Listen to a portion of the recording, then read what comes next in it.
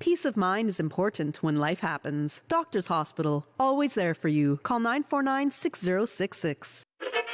But I do have some questions. There are more questions than answers. Cayman Islands' foremost listeners participation program. Talk today.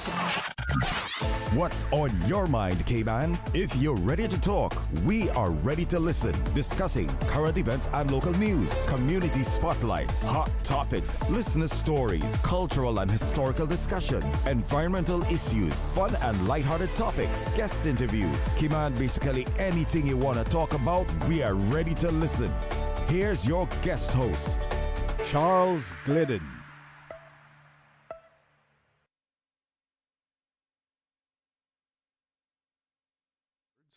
Later in the show, we hear about the Cayman Turtle Center's Turtle Crawl 5K. And we'll wrap it up with, some open line where you can express yourself. Talk today, next on Radio Cayman, 50 years strong. Stay with me. Talk Today is reminding you to avoid any statements or comments which are abusive, derogatory, malicious, or defamatory. Do not use indecent language or make any statement that is false or misleading. Call 1-800-534-8255, 949-6990, 949-8037, or WhatsApp us on 925-3261. And now, back to Talk Today. Good afternoon, and welcome to Talk Today. I'm Charles Glidden.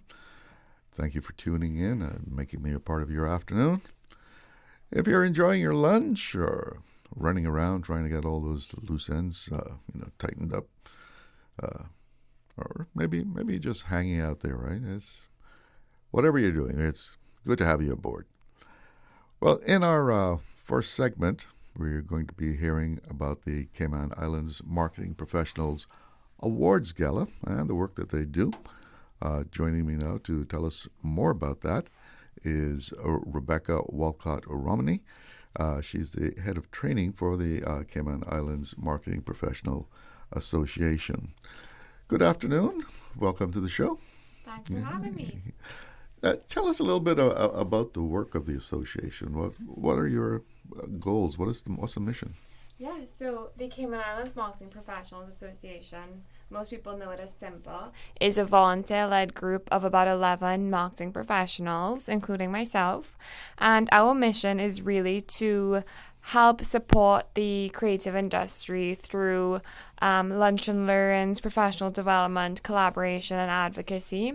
So as head of training, my division is more in charge of just ensuring that we have enough training opportunities for the community across a variety of different topics that kind of cater to the marketing industry. Cayman is unique in a lot of ways, just even the demographics that you have to take into consideration. How do you approach that as far as marketing in the Cayman Islands? That's a great question. So I think it really depends. I was talking to Kathy about this earlier, how the marketing landscape in Cayman has changed. I think right now we are more embracing sort of a storytelling perspective to things versus just outward promotion. So I think it really depends on your industry and your scope. For example, I work at Health City, so we are more of the medical standpoint of marketing is a bit tricky, very different, but we've sort of also incorporated more of a storytelling approach to showcase our patients in a different light and not so clinical. So it's evolving constantly, and I think each sector showcases it differently. Mm-hmm. Is modern marketing techniques and approaches a lot different from what they were 25 years ago? No, definitely. I think one big component of the trainings that we've done, as well as the conference on Friday, is doing an overview on AI and the integration of AI in the marketing landscape. We did a training with a really great speaker, Tamsin from UCCI, about how do you adapt to AI, how do you incorporate it in your business. And also we did another training with the Department of Comms on the ethical practices of AI. So definitely within the past 2 decades, it's changed tremendously, and it's going to change even more within the next couple of years. One of the things that I've noticed is even internationally. I mean, the hard sell is not there as much as it used to be. Is that something that you incorporate? Yes, definitely. And I think there's different ways of going about it. I think for us, it's more, well, speaking from a standpoint of Health City, just figuring out how do you buy into business without being too promotional or buy into service. So I think it really just differs, and it's just about finding the right techniques that make sense. So is there a lot of marketing opportunities as far as careers here in Cayman? I think I'm from Trinidad, so coming on island, I was really impressed and surprised by not only the marketing positions available, but also the compensation. I think that it's really great to see marketing professionals being compensated well. You don't usually see that when you're in some of the marketing spaces in other countries. And I definitely think there's capacity on island for even more of that. And there's definitely room for lots of growth for marketing professionals here. One of the things Kathy and I talked about is even the opportunity for the creator economy. So things like micro-influencers and macro-influencers and how they create revenue for us as well. How long has the association been operational now? This will be our 12th conference. So 12 years? Yeah. 12 conferences that we've done, and this year's topic is actually called Level Up, Marketing's New Formula. So that's the theme for this year. So tell us what's behind that.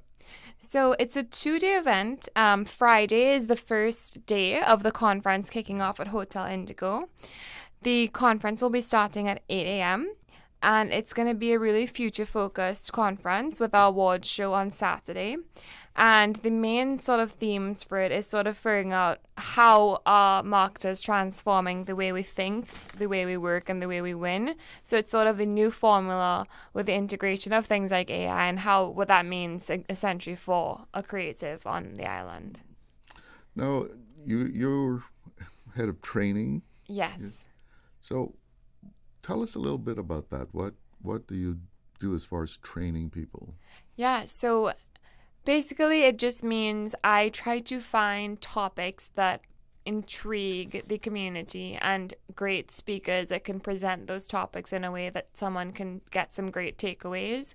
So we've done a variety of lunch and learns, some on AI, ethical uses of AI. We've done some on storytelling with Rob from Armada Films. We've had the Department of Communications join us. I worked with Lisa Park. So the majority of my role is really to find educational opportunities through these workshops. And we partner really well with Cayman Enterprise City to get venue spaces. They're great partners of ours. So just finding ways that we can educate Cayman's community and with fun, engaging topics. You don't want to come and I organize a training and it's a very boring lunch and learn. Nobody wants that, so it's very fun, interesting, and you have to also be keeping up to date on trends and that sort of stuff. So it's not training in the sense of training people in the marketing profession. I see it more as an opportunity to collaborate and connect. So it's a very open forum of a workshop. It's usually about an hour. So they would come to CEC, Signal House. We would do the discussions with the presenters. Usually we have 1 or 2 presenters. And then we have an open Q&A session where they would ask for feedback or they would kind of discuss some of the key themes done. And that also would include things like case studies. So it's very engaging and dynamic that way. Yeah. We're going to take a little break here. Be right back.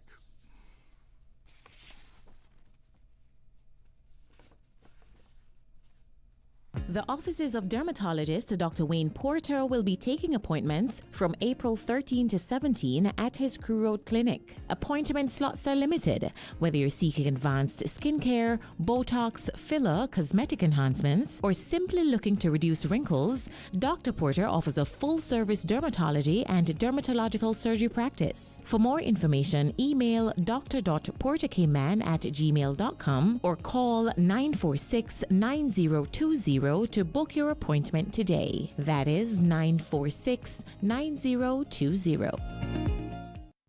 You hear that the VEG program taking applications again? What that is? VEG, man! The Minister of Tourism's program that helping Caymanians create new tourism products and services. Oh, I had heard about that, yeah. My friend was one of the successful applicants from the last round. I might apply for that still. Nothing wrong, child. After you got great ideas for things tourists would love to buy, try so check out the website rkman.ky/VEDGP for more information and apply. I going to do that right now. Are you ready to be inspired? Calling all marketers, creatives, and visionaries. Join SIMPA's 12th annual marketing conference, Level Up, Marketing's New Formula, happening April 17th and 18th at Hotel Indigo. Discover the latest trends in marketing innovation, sharpen your skills in hands-on workshops, and connect with global industry leaders who are changing the game. Plus, celebrate the best of Cayman's marketing and creative professionals at the SIMPA Awards Gala, honoring the brightest minds in the field. Don't miss out. Secure your tickets now at simpa.ky. Brought to you by the Department of Tourism, Airview Media, DART, Health City, Compass Media, Armada Films, Signs of Paradise, Caribbean Creations, the Department of Communications, and Radio Cayman. This April 25th, join Triple C School for a night of joy, celebration, and giving back. It's the Faith to Soar at 84 Celebration Gala at the Family Life Center on Academy Way, Georgetown. Seating starts at 6:30 p.m., so arrive early. Enjoy a delicious Cayman-style menu with fish, turtle, conch, chicken, and Cayman-style beef, plus all the trimmings. Be ready for amazing performances by the UCCI Performing Arts Ensembles, Triple C Band, and Choir. And don't miss your chance at spot prices. Tickets are just $100, smart casual attire, and all proceeds go towards the Triple C Scholarship Fund. Come celebrate 84 years of faith, community, and excellence, because together we soar.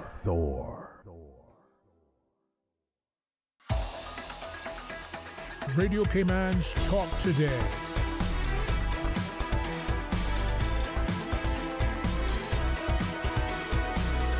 What is on your mind, Cayman? Welcome back, and I'm talking with Rebecca Walcott-Romany. She's the head of training with the Cayman Islands Marketing Professional Association, and we're focusing on the awards and a conference that is coming up.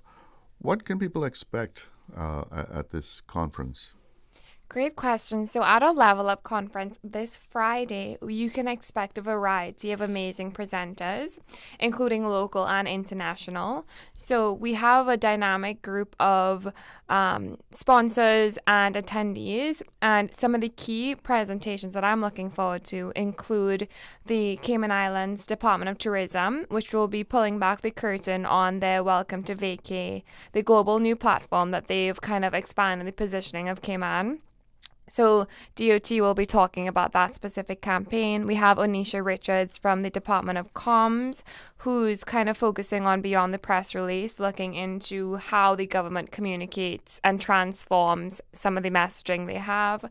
And then one of the ones I'm really excited about is we have David from Everything 345, who's highlighting how the brand started and some of the challenges faced along the way.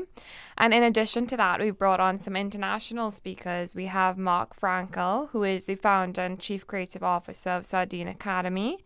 He's worked with brands, some familiar to us like DART, and then some international ones like Sony, USA Today, Coach, Alvin Ailey, and Audible. And he'll be talking about AI, hysteria to adoption, and beyond. So a really good variety of presenters and topics.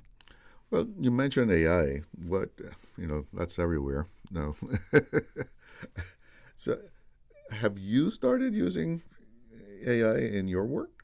Definitely. So actually, I work at Health City, and robotics, AI, modern technology, this is all things that we've incorporated for many years now. We actually have a robot called the Da Vinci robot that helps a lot of the surgeons with some of the procedures that they have, helps with efficiency and everything like that. So we've used it in the medical clinical space, and then from a marketing standpoint, I use AI daily. Obviously, there's the ethical ties behind how you use AI, which platforms to use, and how often to use it. But we definitely incorporate AI, things like ChatGPT, Copilot, to kind of make our processes more efficient and also helping with some of the strategy work that we have to do. I mean, it's only as good as the prompts that you give it. Yes, right? this is true. Yeah. Yeah. I mean, do you think graphic artists should be kind of reskilling themselves? That's a good question. I think it's a bit tricky because there is just beauty in the human experience and their art. I think we had a great lunch on there with Department of Comms about the ethical practice behind using AI and how they use AI in their communications. And one of the things they did was they utilized AI to showcase what a hurricane would look like now versus I think a couple years ago. So I think it really depends on the use of it. In terms of graphic designers, I think we're still in a phase where ChatGPT created images are very noticeable. You could look at things like the hands or the feet, but people are using it more and more to save money versus actually hiring a graphic designer. So there is that sort of issue that's approaching, but I think AI created images are still pretty noticeable, just more from a marketing lens. Maybe to the average person, they may not see that much of a difference. Yeah, the artist gives it a certain feel, right? Yes, definitely. And color grading and everything. Something about it. Yeah. It's not so mechanical in its application. Yeah, definitely. So you're giving out awards also. Yes, so What's we're that giving about? out awards. We have 10 categories. So website, app of the year, video of the year, campaign of the year, brand of the year, community impact of the year, market of the year, creative professional of the year, rising star of the year, and agency of the year. I actually won rising star in 2024, so I'm giving up my title. But really excited about that. And we have some really distinct judging criteria that goes along with that. So we've had one of the most competitive submissions this year for the gala itself, the award ceremony. So how do you go about judging that? Great question. So this year we've been super transparent about the criteria that we have. So we have 4 specific sectors to judge. The criteria includes distinction, impact, engagement, and innovation. So those are the sections in which the judges will then do their scoring, and then based on the total, then we would pick who actually wins. And we have a bunch of shortlisted nominees as well that are all on our website. So there's a nomination process that you go through? Yes. So you can nominate yourself. You can be nominated by someone. You have to fill in a full form. You can attach, supporting materials, and then the judges review everything, and then sort of based on the scoring, we would decide who wins that award. But tell us a little bit about what you're looking for when you get a nomination, and in a certain category. What are you looking for? The gist of it is really looking for, and I guess it also depends on the category. So say something like campaign of the year, you want to sort of understand what makes their work stand out and how have they gained that competitive edge. What is making it impactful, effective, and successful? Something like app of the year, you want to look more at the user friendliness. How are the KPIs been changed with the use of this new app? How has it affected the business? And then rising star of the year, I don't know. I think things like that is with a creative. When it comes to the person itself, it's also the passion behind it, I would say. I think the judges are really looking into sort of how has that person made an impact in the community. It goes a bit beyond just the numbers. So the judges are from within the association? No, they are not part of the board. They are external. Okay, from overseas? Or? Yeah, we have a mix of overseas judges as well. Yeah. Okay, so very impartial then. Yes, definitely. So, what kind of support do you get from the business community as far as employing the marketing professionals? Yeah, so one of the benefits of being engaged with Simple is you get first-hand access to job openings. So we're constantly working with businesses to share marketing positions or creative positions that they have within their companies, and we post that online just so people can fully look at it as sort of a job database. And then we also try to partner with things like the trainings and socials to ensure that they're meeting some of these businesses and learning about their opportunities, and the businesses as well are learning about potential hirees and stuff like that. So we try to make it as much of a partnership as possible.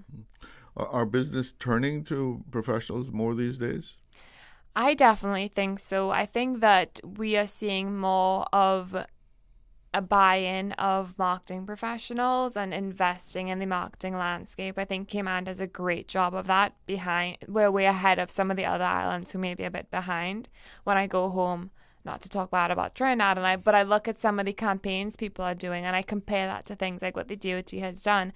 It's just amazing what the islands have been able to create and so the campaigns that they're working on. So I think this island's way ahead. So, the association is made up of a mix of in-house marketing people and agencies, or how does it work? It's so simple. The actual board is all volunteer-led. A bunch of us are from all over. And then the members are through their corporate sponsors or individual memberships. So, for example, I work at Health City. We are a member of SIMPA, and we're also a corporate sponsor for the event as well. So you can have individual memberships for SIMPA, but you can also have, corporate bundled packages of memberships as well. So how long did you say you've been in Cayman now? 4 years. So have you noticed any changes in the marketing in Cayman? I have definitely noticed a change. I've noticed a lot of the use of things like AI. I've also noticed more buy-in in terms of micro-influencers and the creator economy and, partnering with people on island to promote businesses. And I think that is we're going to see more and more of that as a way to attract and promote a brand without being too much businessy, is getting these more organic posts from the community itself to promote new products. Tortuga does a great job of that, for example. Things like that I think we're going to see more and more of over the years. But businesses, in particular medium to small businesses that may not be able to employ a marketing person full time, are they turning more to agencies rather than trying to do their marketing themselves by, someone who's not really into marketing, but they have some sense of it, so they put something together and put it online? I think it really depends. From just looking, agencies are usually more expensive depending on the scale of the business and in-house. So it really just depends on the business itself and their goal, and as well as their marketing budget, which is why I think that oftentimes a marketing professional ends up doing 5 or 6 jobs outside of marketing, because you're kind of reeled into some of these things for some of the smaller businesses or places with less budget to have a complete marketing department or hire an agency. So it really just depends, I think. So what would you say to someone who's considering a career in marketing? I would say that every day is a fun new day, and that's one of the best things about my job, is that it always changes and there's a lot of diversity. There's a lot of opportunity to grow and to learn, and so I would definitely tell someone, if you're interested in marketing, to reach out to Simple. You can always have us, take you for a coffee chat to learn more, but there's so much opportunity on island and so many great job openings and great businesses to work for, so definitely encourage it. So give us a little taste of what the path to getting a marketing position is like. Well, what's involved? I am not the straight and narrow path, because I've had a bit of a diverse career. I used to live in the US. I worked for National Geographic. I was an associate producer there. My background is in environmental studies. And then now I'm in healthcare. So I think one of the actual benefits of pursuing a career in marketing is you can come from different fields and, fall in love with different sectors. It doesn't have to be a straight and narrow. You don't necessarily, in my experience, have to have a marketing degree or graphic design degree or PR degree, comms degree to be able to learn something. I think it really depends on what you're able to bring to the table aside of that. But that is also my less straight and narrow journey that I've had. Mm-hmm. But generally, people should be able to go to college and study marketing. I mean, that's the obvious choice? Yeah, no, definitely. I think with the interns, even that we've had at my job, it's helpful to have at least a bachelor's degree or some sort of certifications if you wanted to start, say, from an intern perspective. We do take interns, for example, to show that you do have interest and you are taking courses that involve marketing and you are learning that basic level of skills. If you're looking for a higher level role, obviously having that degree is really helpful, and additional certifications. All right, we're going to take a break, but we'll be right back. Did you know that Doctors Hospital provides urgent care services 24 hours a day, 7 days a week? And Doctors Hospital's urgent care physicians have access to the most advanced MRI and CT imaging in the Caribbean, providing reliable diagnostics when you need it most. When you need quality urgent care for an illness or injury, Doctors Hospital is here for you 24/7. Whether it's a migraine, chest or abdominal pain, shortness of breath, broken bones, or another urgent need, Doctors Hospital at the top of Walker's Road. Urgent care right now. Wouldn't it have been grand if you had purchased land 30 years ago? It may not be 2020, but a perfect vision has never been more clear. Cayman Brac and Little Cayman, poised for growth with an eye on the future. Your land, your history, your future. Discover all that our sister islands have to offer. Are you ready to be inspired? Calling all marketers, creatives, and visionaries. Join SIMPA's 12th annual marketing conference, Level Up, Marketing's New Formula, happening April 17th and 18th at Hotel Indigo. Discover the latest trends in marketing innovation, sharpen your skills in hands-on workshops, and connect with global industry leaders who are changing the game. Plus, celebrate the best of Cayman's marketing and creative professionals at the SIMPA Awards Gala, honoring the brightest minds in the field. Don't miss out. Secure your tickets now at simpa.ky. Brought to you by the Department of Tourism, Airview Media, DART, Health City, Compass Media, Armada Films, Signs of Paradise, Caribbean Creations, the Department of Communications, and Radio Cayman.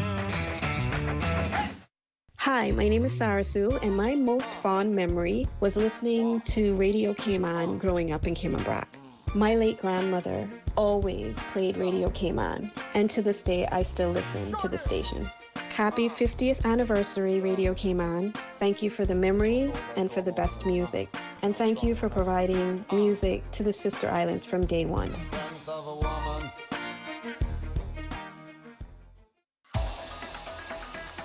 Radio Cayman's Talk Today.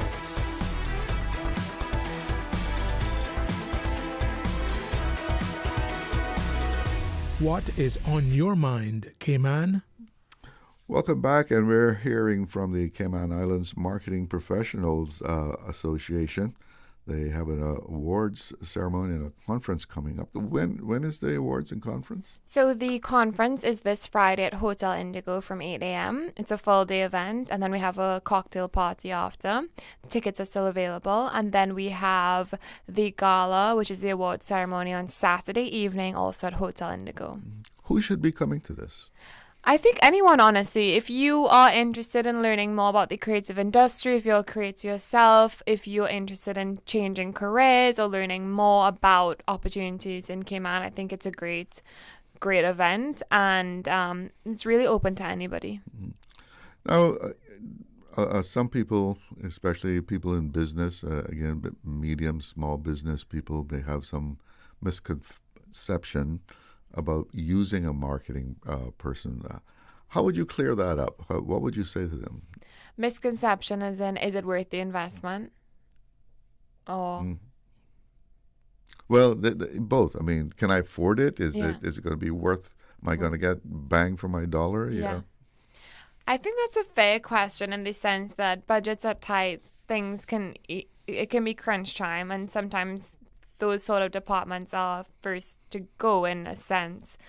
But I will say that there's tremendous value in the investment of a structured marketing concept and marketing projects. And I think that also can entail very different capacities. For example, a marketing professional can also cover, depending on their skills, PR and comms. They can also cover, sometimes I do some graphic design for my job. So I think sometimes people put what a marketing professional is in sort of a box and don't understand that that person can have very multifaceted capabilities and can be a huge asset to the company. For me, I work in the sales side as well. So a big component of my job as a sales and marketing manager is ensuring we're bringing revenue and promoting our services, which most people don't understand or think about when it comes to a hospital. So I think there's a lot of scope and diversity in what is considered a marketing professional, and it's worth the investment just depending on what fits that model and what necessarily is needed for that business. Do you think some people are also under the impression, well, you start a business, it's a small community, you know, I'll put up a sign where I'm doing business and everybody will know I'm here. And that's it as far as marketing. No, definitely. I think there's maybe that same thinking. But for me, for example, it just depends on your demographic. If you're catering to someone who is, 20s to 30s, I look for new places on social media. I follow foodie vlogs and I look for where they're eating at, what's the new restaurant they recommend. So that's where I go for finding new businesses to try. Depending on your demographic, maybe they may just see, okay, what's new in the neighborhood or word of mouth, more traditional media, and that's that focus. But it really does depend on, for that business, what is your demographic and kind of where they're finding their information and who are they trusting to want to come into your doors. So it really needs to have a structured marketing. You need to really think things through before just opening up, I would say. How important is social media marketing in Cayman these days? Well, I think for such a small island, a lot of people depend on it for information, I would say. And it is a huge, huge contributor to just marketing in general and finding information and news, whether reliable or not. So it definitely plays a big role. So, I mean, if you don't have some kind of presence on social media, even if it's just a Facebook page, you're missing some people? I think it could also just be a Google page. Like SEO, search engine optimization, is so important. People Google things sometimes before even asking someone else. Mm-hmm. So for us, having a good search, ensuring we're really high up there when someone does a Google search for a hospital, or if you're working at a different company, and making sure if they look up where can I find the best seafood, making sure that you're top on that list. So it doesn't necessarily have to be on Instagram or Facebook, but people take things like Google, they may not really see the investment in it, but it's a huge investment. It's very important, especially for tourists who are on island and they just quickly go online and they want to find the quickest thing. They're trusting what the internet is going to tell them, so that investment is very key. I mean, even social media now, it's become so much more complicated than what it was years ago. I mean, you go do an ad on Facebook and you have to decide, am I going to let Facebook's algorithms do everything for me, or am I going to target the people I want to reach? Because you can do both, right? Yes. I mean, and it becomes very hard to analyze exactly what it is that you should do. I mean, is that where the marketing professional comes in and can advise you on that? Definitely. I think it's so hard when you have a very busy business, but you also want to grow that business and you kind of put it towards advertising online. I would say it's always a matter of adjusting and looking into the data, and that's something that the conference we're going to have full sessions on, is looking into what are the insights behind things like advertising and AI-backed advertising, and how do you work with that? Do you trust the algorithm, like you said, or do you trust yourself and kind of tweak it to be the demographic that you want? And I think it always just depends, but it's a very important thing to figure out when you're putting money behind any kind of ad. What do you and your colleagues see as far as the future of marketing in Cayman? What do you think it's going to look like? That's such an open-ended, tough question. I think it depends. I think, like I told Kathy before on her show, it's going to be a lot more based on storytelling. It's going to be a lot more brand focused. I think people get really exhausted by very cookie cutter heavy business promotion, like the Welcome to Vacay ad that the Department of Tourism is doing. It's so well executed, it's so gorgeous, it's so beautiful, and has a very good storytelling approach. And I think people kind of love that. It kind of tells a beautiful side to the island that even me as someone who lives here, like I want to experience what that tourist is experiencing, you know? So I think things will definitely shift and change. But from the brands that I see that are doing it successfully, I think they are bringing a bit more innovation to the table, and they're also looking at what other competitors are doing. And give us some more details here before we got a few minutes left. But go over some of the details of the conference again. Yes, definitely. So the conference is this Friday at Hotel Indigo, and then we have the awards gala on Saturday. So the ticket details can be found on our website, which is www.simpa.ky, or you can find out more details on social media. So we have Facebook, Instagram, LinkedIn. And I just wanted to quickly thank our sponsors. Sure. So we have Department of Tourism, Department of Communications, DOT, Health City Cayman Islands, Vision Marketing, Signs of Paradise, Caribbean Creations, Airview Media, Armada Films, Compass Media, and Radio Cayman. And like I said, all the details regarding the conference can be found on our website, and you can also reach out to any of the members if you have any further questions. Now, you just named some sponsors there. Do smaller businesses grasp the payback of doing sponsorships? That's a great point. And I do know that sponsorships from a cash perspective, that buying can sometimes be a lot for small businesses. So what we are doing, myself included, as part of getting on the sales side of the conference, is working with smaller businesses and getting in-kind sponsorship. So giving them the capacity to still have a booth and still, provide something and attend without necessarily that cash sponsorship. So we definitely try to work with sponsors depending on what they're able to do. We're working with Mar Candles, which is a local candle store, and they're providing some of the goodies for the gala itself through that sort of in-kind sponsorship. So we're definitely open to a lot of that and understand the different scope and, from a cost perspective, what they're able to contribute. Well, when a company is going to sponsor an event or whatever, and whether they're going to put cash down or in kind, because that's another way of sponsoring, right? Yeah. You don't have to be putting down money. Provide some service to the event. What are some of the things that a business would look at before saying yes to an event? Definitely, you would need to see, is the audience the type of customer that we would want? If we sponsor this event, are we going to reach the people that we want to also invest in our business? There's also some sponsorships that are done just generally to support, and as we are a volunteer-led nonprofit, we really appreciate sponsors who provide that just to support and to have us be able to even execute things like this conference, because it's not cheap in any capacity. So it really just depends. But I think for most, it's just seeing, if I do support, am I reaching the right audience? If I have a booth, what I'm talking about, are they going to be interested in? Is it in line with things that they are interested in as well? So it depends. What about goodwill? Just being a good corporate and just citizenship? being 100%. Because at the end of the day, you're investing back into a community, and you're investing in, an event where we're working to educate and innovate and help the country itself. So definitely, it makes an impact, big or small.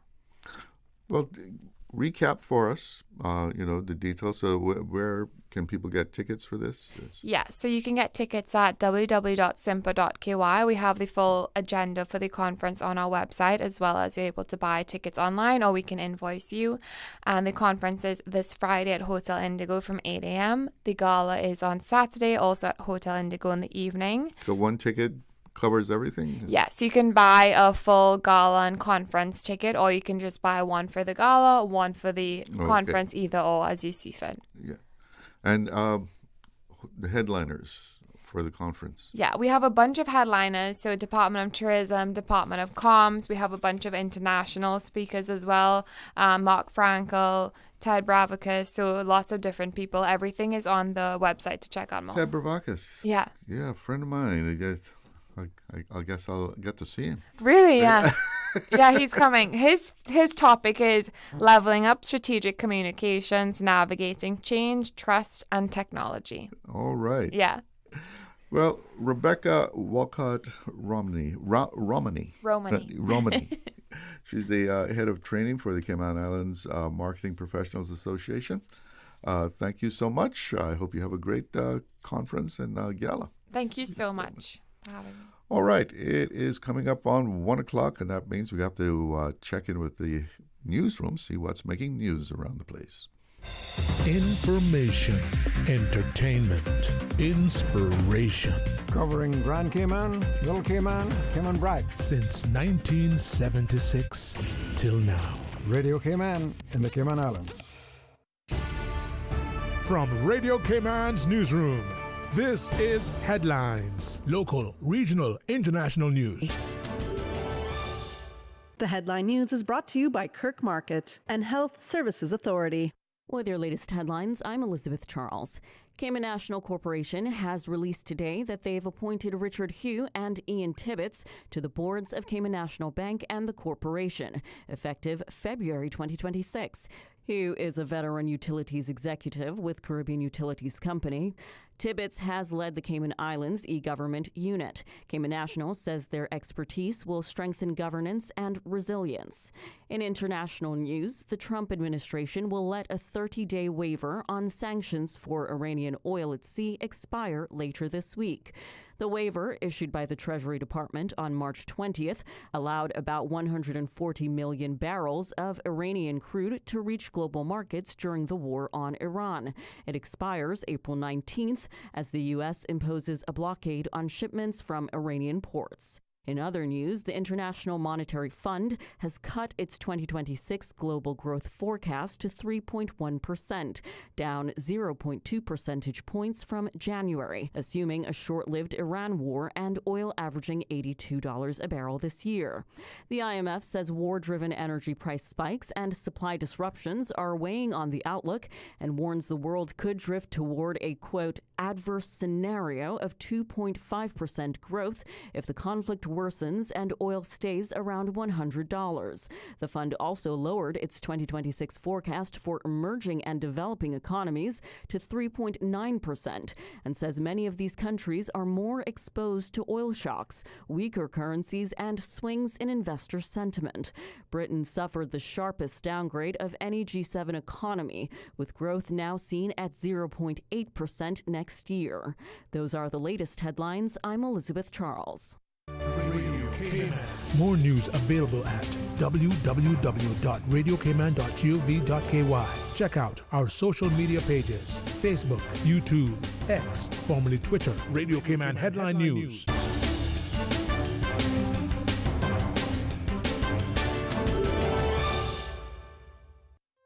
Looking for fresh, healthy food that's full of flavor? Then you've got to visit Kirk Market. Our dishes are made with fresh, high-quality ingredients. Enjoy vibrant mixed greens or satisfying pasta salads. Or try one of our delicious grill options like blackened chicken, spicy beef steak, or grilled salmon. Looking for something light and flavorful? We've got sushi rolls and poke bowls prepared daily. And don't forget to explore a hot bar or Billy Fresh salad at the salad bar. Stop by Kirk Market today for breakfast, lunch, or dinner and taste the difference. Eat well, live well with Kirk Market.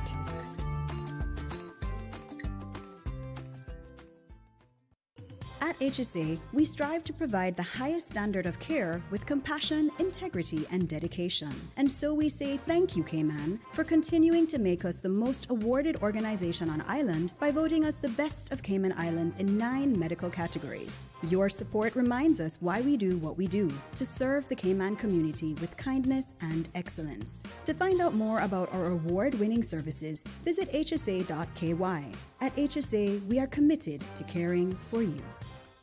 Radio Cayman is pleased to feature this special Sister Islands historical vignette brought to you by the Ministry of District Administration and Lands. Explore your history, explore your land, explore your Sister Islands. Holroy Eric Lorenzo Walton was born on August 13, 1936 in Bogisan, Cayman Brac, contributing significantly to the culture and heritage of Cayman Brac and Little Cayman. Holroy, affectionately known as Roy, was a gifted and artistic seaman whose natural talents emerged at a young age. His early education at Spot Bay Elementary School showcased his creativity, earning him recognition for his excellent artwork and setting the stage for a lifetime of artistic achievement. He crafted wall plaques, jewelry, and other items from local materials, which became sought-after souvenirs. His detailed engravings were presented to dignitaries, including a turtle shell engraved for Her Majesty the Queen.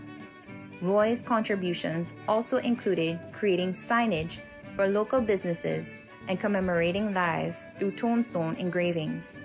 His commitment to preserving and celebrating Caymanian heritage was evident in his work and community involvement.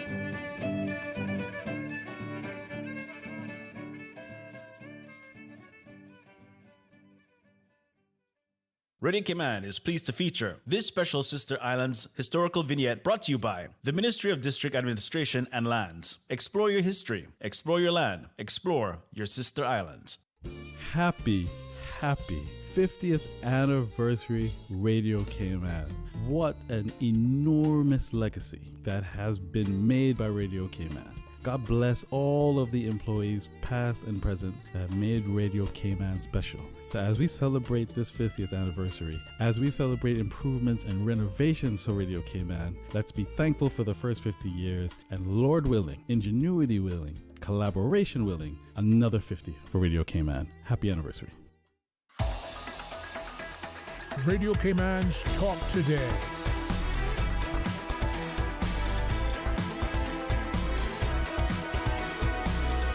What is on your mind, Cayman? Welcome back. Let's take a quick look at the weather here. It's 84 degrees in Georgetown. It feels like 89. The wind is out of the east-northeast at about 19.5 knots. And today's forecast, more wind. It's windy right into the night. And winds are expected to be 15 to 20 knots with higher gusts. And seas are rough, running 6 to 8 feet. And all you boaters out there, be aware that there is a small craft alert in effect. So, take care. And a quick look here at the radar. And things look pretty good here as far as rain in our area. Over at the Sister Islands, looks nice and one little shower there on Little Cayman, but generally just windy weather. All right, well, I have a full studio of guests here today. We're going to be hearing from the Cayman Turtle Center, and they're going to be telling us about the Turtle Crawl 5K, which is coming up, and joining me in the studio now to tell us more about that are Stephanie Reyes. She's the marketing manager. Dr. Navi, the veterinarian. Geddes Hislop, curator, terrestrial exhibits and education programs. And Shona McGill, assistant curator, education programs and the Turtle release. Good afternoon, folks. Welcome to Talk Today. Good afternoon. Thanks for having us. Now, well, let's jump right into the Turtle Crawl. How long has this been going on? So this will be our 6th year.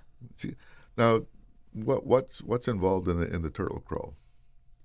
So, do you want to share? So the Turtle Crawl is actually a good family-related activity to come out on a Sunday. So we usually start. This year we're starting at 6 a.m. And our participants come out, and we have our route, which starts at the Turtle Center. We go up to the West Bay Public Beach turning point at halfway, and then we come back down and finish at the Turtle Center. And we have complimentary breakfast there. We have our raffle prize event happening, and people usually come out with their dogs as well. So we have, a little water and food for the dogs. So it's overall just a good, nice morning walk or run, whatever you want to do.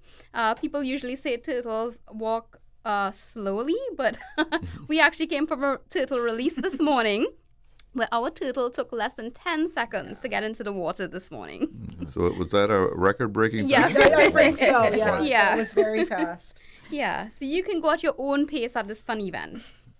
So you have something new this year. Yeah, so this year we have that you can be a virtual runner. So obviously, like, we have a lot of visitors that come from different parts of the world, and they still stay in contact and stay connected through our social media and see what we're up to.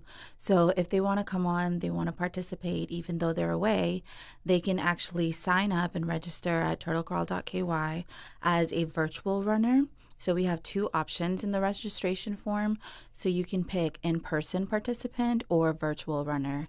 And that way, if they're at home, they can run on a treadmill or run at their neighborhood park, wherever they feel comfortable, and still stay connected through our social media. So they can even post videos or post their photos and hashtag TurtleCrawl, and that way we can check in on them. Okay. Now, who's invited to this? I mean, Everyone. Everyone's invited. Yeah, anyone who wants to. Yeah. So what's your mission with this Turtle Crawl 5K? So it is a fundraiser, and what we do with those funds, this goes towards assisting us with sea turtle releases, veterinary and medical equipment, environmental and education. So like even our releases that we have throughout the year. So this helps with that cost. It also helps when Shona and Geddes and their team goes into the different schools and speaks with the students. So that helps with that. When we go out to careers, it covers those costs. Also, any research that is done by Dr. Navi and her team, it covers that. So this goes a long way to help us do what we do. Tell us about some of that research. Yeah, so we partner with external researchers. So people in the US or in Australia, for example. We recently did a study where we were looking at trying to determine the age in our turtles, and we will use as a control study for that. We're still getting some data back with that, but what we're trying to do is, because we have turtles of known ages, we can use something in the genetics there simply by using a skin sample and then comparing that to turtles in the wild and seeing what markers they have. And then that's very helpful because we have a lot of researchers that don't have a lot of resources out there, and turtles are very rare to come across. So if they come across them during nesting season, they could just take some samples. So we're trying to see how we can help make things easier for researchers in the wild by being the control part of the study. And there's also environmental education that you do? Yeah, so we have a dedicated education team that goes out to local schools, but also we go out to corporations and tell them about what we do, but also the importance of sea turtles and why we do what we do. So sea turtles are really important to the marine environment. Tell us a little bit about that aspect. They're what we call a keystone species. So I always say the best way to think of that with us, if you're not that involved in science, is sort of like how you lose the game of Jenga. So Jenga's a wooden block tower and you pull the blocks and stack them on top. But a keystone species is the block you pull that makes everything collapse. If you get rid of the keystone species in the environment, everything collapses. So green sea turtles are one of the largest marine herbivores. So they help control and maintain seagrass beds. They're sort of like lawnmowers of the ocean. And then they'll also eat algae that grows on our coral reefs and keep those thriving. So they are very much important to the marine environment, and without them, we're in a lot of trouble.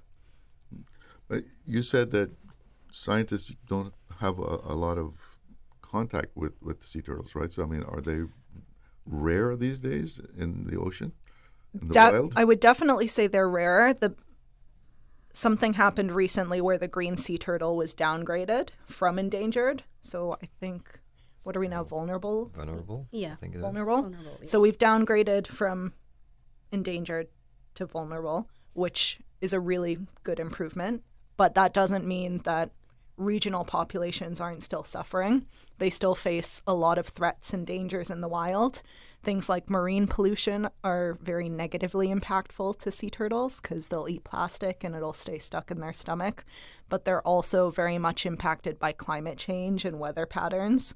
If anyone lives locally, you've definitely seen our beaches shifting, not exactly disappearing, but shifting. And that'll affect sea turtle nesting because they have to come up onto the beach to lay their eggs. So they're heavily impacted by that in the wild. Has the Turtle Center been able to estimate the impact that the turtle releases have made on repopulating at least the Caribbean? The Caribbean, not necessarily the Caribbean. Yeah, the Caribbean's harder, but Cayman, yes. Definitely Cayman. Just about between 2016 and 2018, there was a study titled How Many Came Home? And that was a joint program together with the Turtle Center, together with Department of Environment, University of Exeter, University of Georgia, University of Barcelona in Spain. And basically what it did was compare the DNA profile of turtles at the Turtle Center to wild nesting females in around Cayman, Grand Cayman, and the Sister Islands. And to make a long story short, they found that 90% of those nesting females can be traced back to our release programs. And numbers of over the years, we noticed that numbers started going up because when DOE started the beach nesting surveys, well, even before they started doing those surveys, the Turtle Center was doing surveys, as we found out through those cool Compass archives. Yeah. And then, so when they started in 1999, they found one green turtle nest in Grand Cayman. Now there's over what? Over 600. Over 600? Yeah. 675, I believe. Yeah. And those females coming up to breed, because when you look at a population that's recovering of animals, you look at the ones that can make more. You know, the females, that's the key ones. Right? I mean, they're both important, but the females are the ones that are producing the offspring. And the nesting female numbers are definitely increasing. And 90% of those on Grand Cayman can be traced back to our releases. And more recently, about 70% of the ones in the Sister Islands could also be traced back to our releases. Because we release on all three islands. You know, it's the Cayman Islands, not just Grand Cayman. Mostly on Grand Cayman, but we also release on the other islands. Now, when I said the Caribbean, you said like, well, that's too big an area. Yeah. So the turtles don't wander very far? They do. They do. They do. The original way of tracking them was to use flipper tags. This is from when they started the program back in the 80s. They would put a titanium flipper tag on the turtles. And those titanium tags had a little inscription in them that says, if you return this tag to us, we'll send you $5 US. And from doing that, they found our turtles wander as far north as the Florida Keys, all the way to Central America, even down to South America, like Guyana, Venezuela, and even over into the Eastern Caribbean, because they found our turtles in Grenada and Barbados. So coincidentally, we're affecting the wider Caribbean, but we don't know to what extent, because we haven't pushed it that far. We're concerned around Cayman mostly. But we know they get all the way up. They go all over the Caribbean. I will also say we were part of a satellite tracking study a few years ago, and when you look at the data of where the turtles travel from Grand Cayman, they sort of went out like a spider web. They went all throughout the Caribbean. So that doesn't just mean our releases are impacting us here, but they're affecting the wider Caribbean. It's just very hard to study sea turtles in the open ocean, and they can migrate for thousands of miles. So it's much easier to study nesting females because you know they're going to come up then. So this 5K will also raise funds for veterinary and medical equipment? Yeah.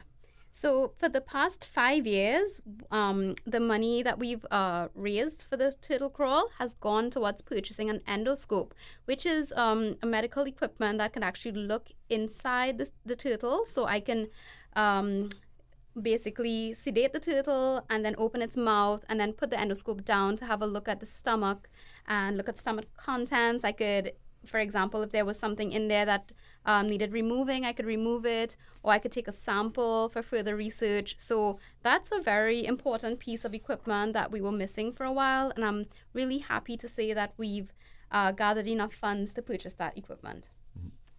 Now, is this just a fundraiser? Are you actually going to be doing some prizes for this? Oh, yeah. We have a lot of raffle prizes thanks to our many sponsors. Just today, I picked up a brunch for two from the Westin, but we have, big and small prizes. We have from $50 Kirk Market gift cards all the way up to, gift certificates for bioluminescent tours from Captain Marvin. We even have a prize given from the Turtle Center itself, an annual CTC pass, which is valued up to $90 US. So we have multiple prizes, and also we notice a lot of corporate groups are signing up. So we actually have a prize for the corporate group with the most sign-ups. So they'll have to come out and see what that prize is. And these are all raffles. You don't have to worry about actually winning the walk or run to get a prize? So we do have something for first and second place, yes. Yeah. But the raffle prizes are what draws people in. Yeah. So, Getty, tell us a little bit about your work there. Oh, my work. Okay. Put him on the spot. All right. Well, my role, even though I am not technically supposed to be in charge doing anything with turtles, it's terrestrial and education. And terrestrial means anything with feet, on land. But it's a turtle center. Feet, and feet, not flippers. The feet, not flippers. So anything that walks. So, well, most people know my team as the guys in charge of the aviary, which is the central terrestrial exhibit. There we work mostly with birds because it's Cayman wildlife. And when it comes to wildlife in Cayman, the biggest category of wild animals we have are the birds. We have quite a variety of them. Not too many reptiles, only a couple of mammals, but everything else is birds. So people come to our aviary, they enjoy interacting with the birds. But behind that, everything is conservation because we work with two species that are keystone, as Shauna mentioned, keystone species. The white-crowned pigeons, what people call bald pigs. And if you might remember, after the pandemic, their numbers started to pick up. But even before that, we were breeding and releasing them into the wild because post-Hurricane Ivan, their numbers had taken a big hit. So we decided we're going to start, we rescued a lot of birds, and we decided, well, some of them could not be released, but we could start breeding them and try to bring those numbers back. And that's been going really well.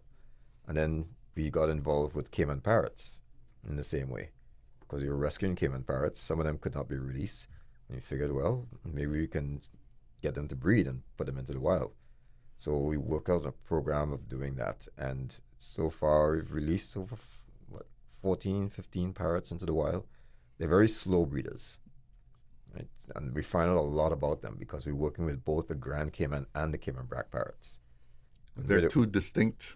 Yes. Yes. Yeah. A lot of what we found out about it, we found it was on the job because there's not a lot of specific information about our parrots.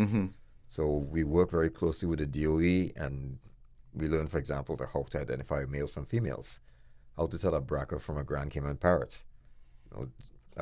We learn about their nesting habits, and they need certain depth of nest and all kind of stuff to work with. Once we got it down, it's great, and we help with DOE to write the protocols for people that have Brac parrots, Cayman parrots in captivity. They're the national bird. Some of them were pets for a long time because it was only a national bird in 1997, and they live really long. So people had these parrots as pets. We went out there, registered them, helped identify them, and then help them write the pamphlets for owners to be able to take care of them properly. Because most people have a parrot in a cage with a bunch of seeds, which is not good. So things like that, and that's part of our outreach and education as well. On the other side of it, I work with education programs, which is myself and Shauna and Wendy, who's not here, and we do a lot of work with schools that come to the center, but we also go out to them. And more recently, in the last few years, we've been doing our corporate outreach, where we go to companies, because while we're waiting for those kids to grow up to be environmentally responsible, we still have people today that are making decisions that impact our environment. And so we go out to them, and we find that we get good response because a lot of people are very concerned. But they don't know how they can help, and they usually welcome our presence because we're not just talking about turtles. We're talking about the environment. We're using the turtles as what we call an ambassador species to be environmentally responsible for ocean conservation, because sea turtle conservation in our view is ocean conservation. Because the sea turtle uses every part of the ocean, from the deep blue sea all the way up to the sand on the beach. So protecting turtles means you have to protect the habitat, and protecting the habitat benefits us in the long run.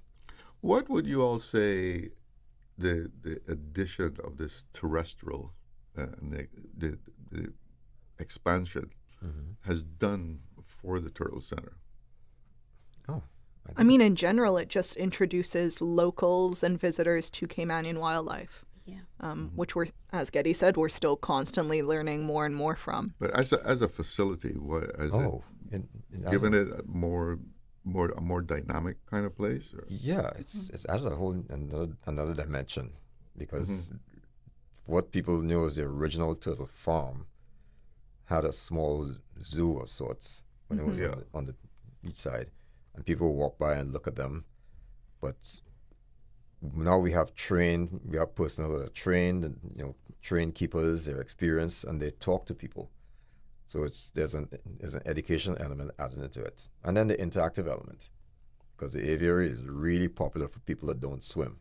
Because a lot of people that come to the turtle center, they want to interact with the turtles. They can snorkel with them in our big lagoon. They can pet them up at the front there.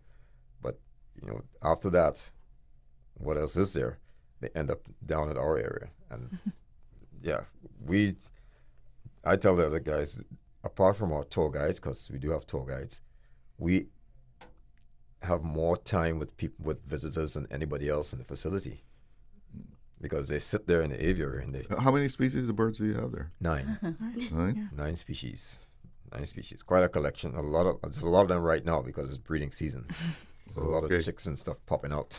There's drama in the aviary. It's always some bird is like, this is my nest, and the other one's like, no, this is my nest. But that's a normal cycle of things, because once the season calms down, then we'll be able to take some out and prepare them for release into the wild, and then bring the numbers back down.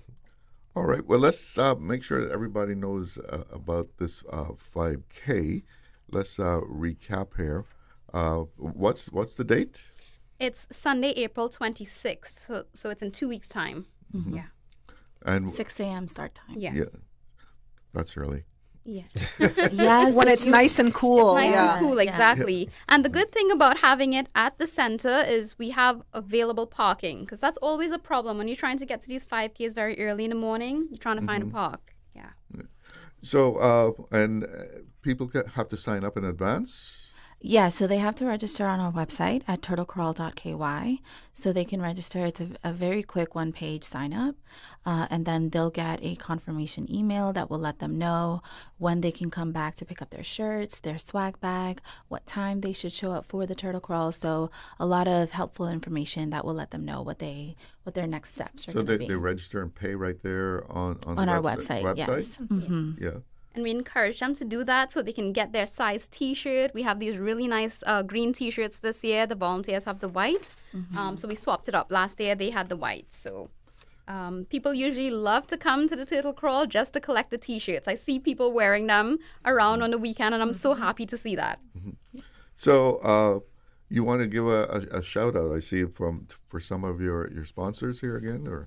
Yeah, so this year we have a presenting sponsor, which is Ministry of Health, Environment and Sustainability. And then we also have Advanced Fire, Blue Water Medical, Coca-Cola, Composed Media, Corporate Electric, Double M Distribution, Gatorade, Health City, High Impact, Howard Industries, Oasis Medical Group, Radio Cayman, of course, Stingray Media, Tyno Chips, Trends, Yanni's Photography, and Crown. So we got a good amount of local companies that have been really awesome and showed us the support, and we're very happy to have them along. So I see here that you're well prepared for any kind of, emergency or anything during the run. Let people know about the safety precautions you've taken. Yeah, so we will have our lifeguards that are going to be and have our volunteers just in case anyone gets a little bit dehydrated. We also are going to have Dr. Michelle from the Oasis Medical Group just in case she needs to step in. As mentioned, Gatorade and Coca-Cola is going to provide hydration. So Gatorade with their electrolyte drinks, and Coca-Cola is going to provide the Dasani water. So we want to make sure that we have all our bases covered. And you're going to have a turtle release also? So on April 30th is when we're going to have our Earth Day turtle release. So we definitely want to encourage all of the community to also come out to that. So that's going to be a couple days later. And that's going to be at Governor's Beach at 10 a.m. So that's all part of repopulating the wild. Yes, of Yeah, all course. part of our conservation programs. So on a release like this, like how many turtles will you release? I think for Earth Day, we're doing 2 turtles this time. Yeah.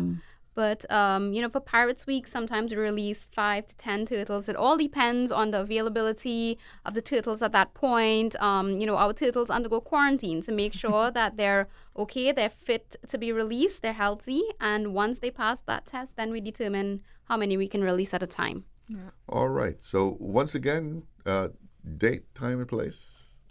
So it's going to be April 26th. Start time is 6 a.m. and you can register at www.turtlecrawl.ky. Well, folks, thank you so much for coming in and letting us know about this and giving us some insight into the Turtle Center and what goes on there. Yeah. Thank you for having us. We're going to take a break. We'll be right back.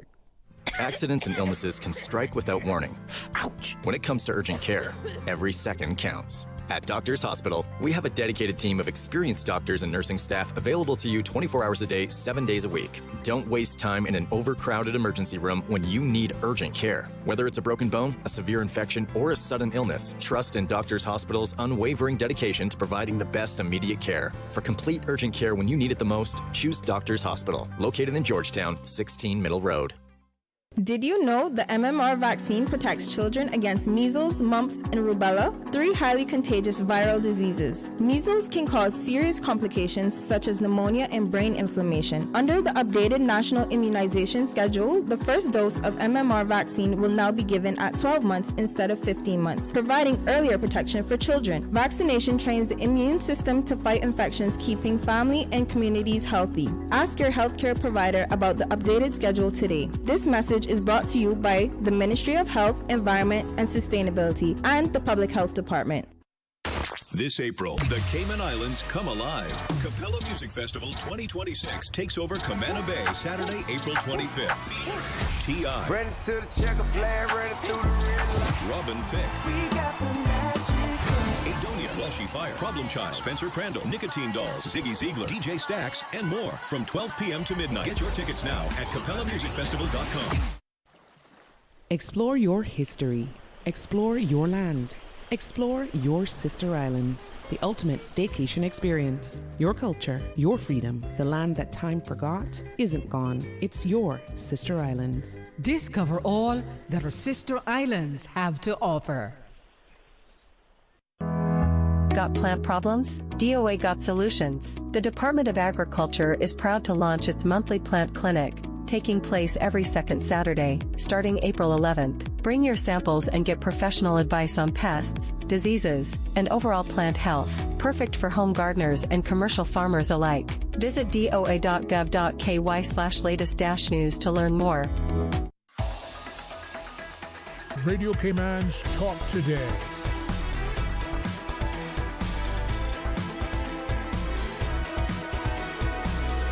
What is on your mind, Cayman? Welcome back. And in this segment, we're going to be hearing from Rotary Club Central about a science fair. And joining me in the studio now is Rotary Club members Larry Tibbetts and Michael Pope. Gentlemen, good afternoon. Welcome to Talk Today. Good afternoon. Nice to be here. Yeah. So this is a science fair. Yes, it is. Yeah.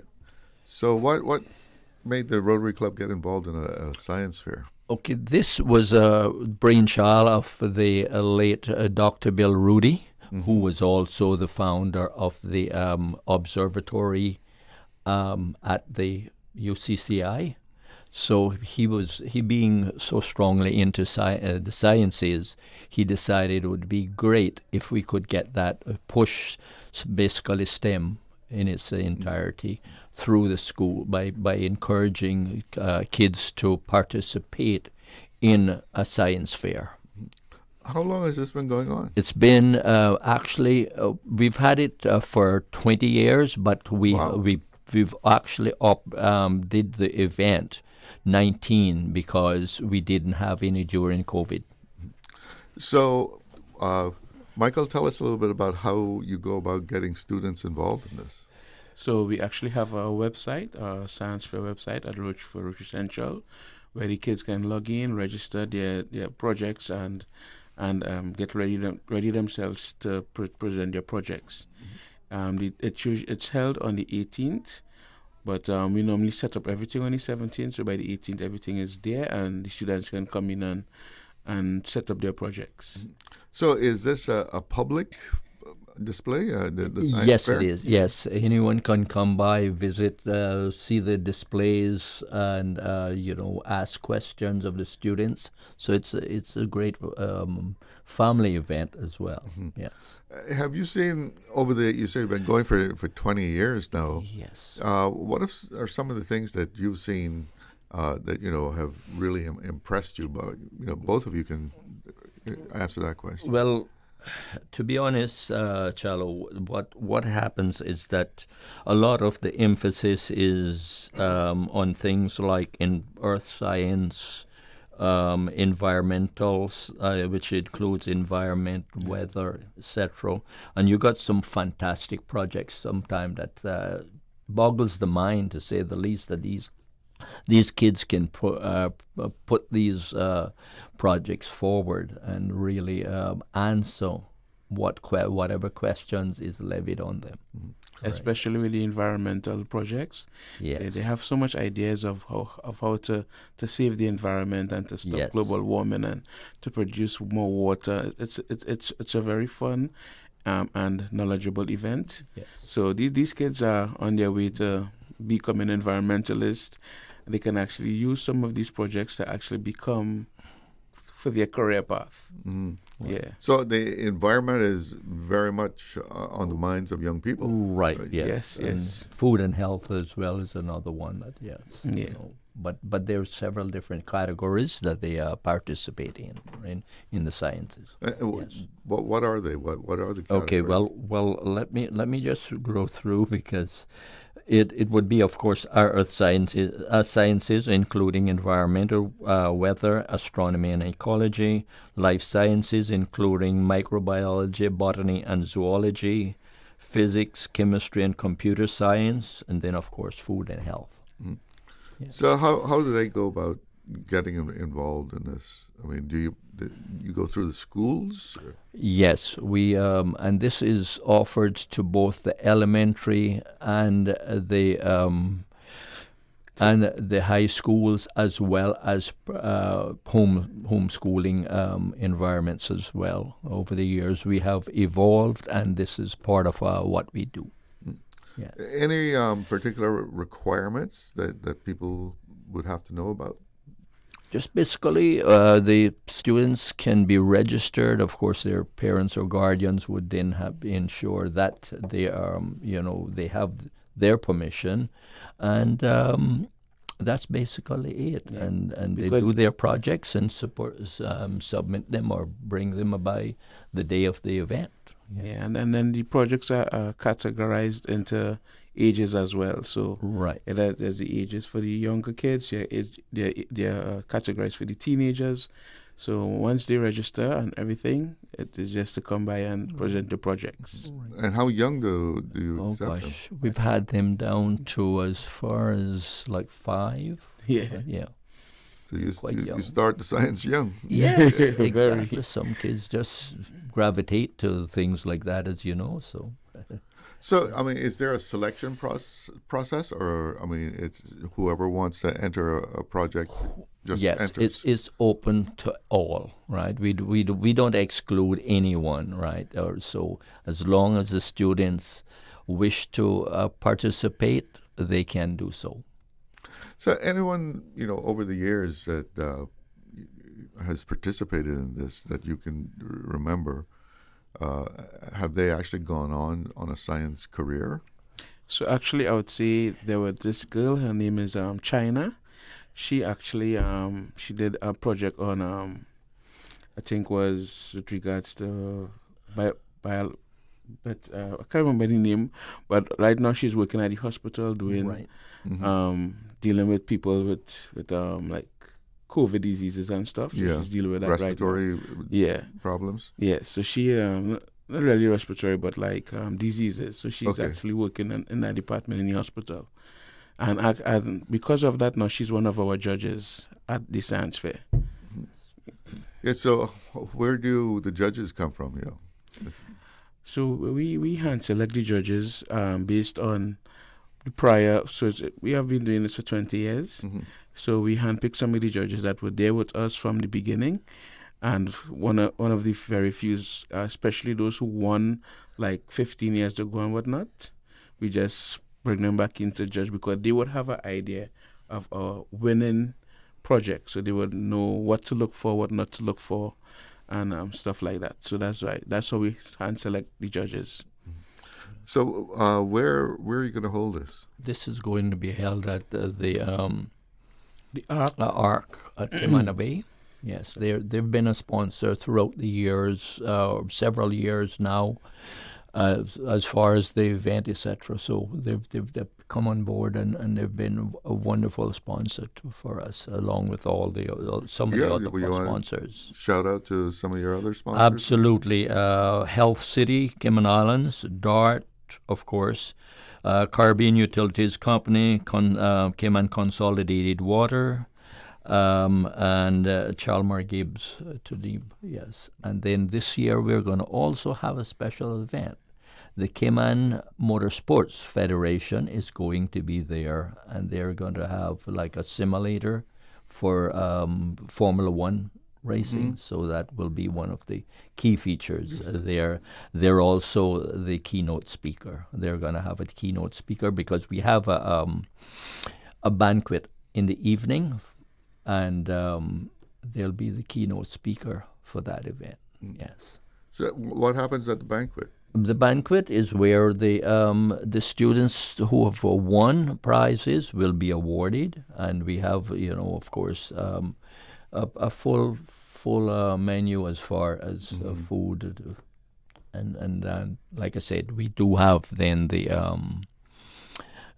keynote speaker that will. So that is open to the public also. I mean, how does that work? That is usually restricted to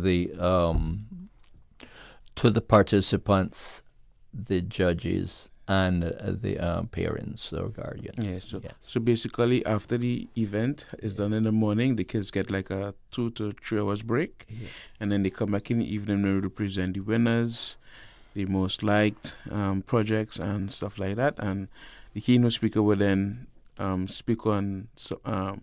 We usually try to base it around STEM. So the keynote speaker will give them a short display of the projects that they have going on and whatnot. And then there's food and drink, but it's mainly for the students that were there in the morning to come back in the evening to do like a presentation and an award ceremony. So do you have any idea what the keynote speech is going to be about this year? So they are CMF, the Cayman Motor Federation. So what they are trying to do now is they're trying to link with other motor federations to do like a Formula One project. So what they do actually is they have kids actually 3D print their cars, and they run it through a process of wind and whatnot, and then at the end they do like mini races. So they're gonna present on what CMF is all about. They're gonna be talking about the science behind cars and motor racing and F1 Formula racing and whatnot. And they're gonna be emphasizing that anybody can be a part of the Formula racing. Of course, they'll have to do their selection process, but yeah, they're just gonna talk vaguely on motoring and sports federation. Or maybe electric cars? Might be, but yeah. With the price of gas, I guess people are looking forward toward electric cars. That is or true. hybrid, at least. Right. Yeah. So the actual science fair itself, that's what, like a all-day affair? It is from 8 to noon, from 8 in the morning till noon. Really, Yeah.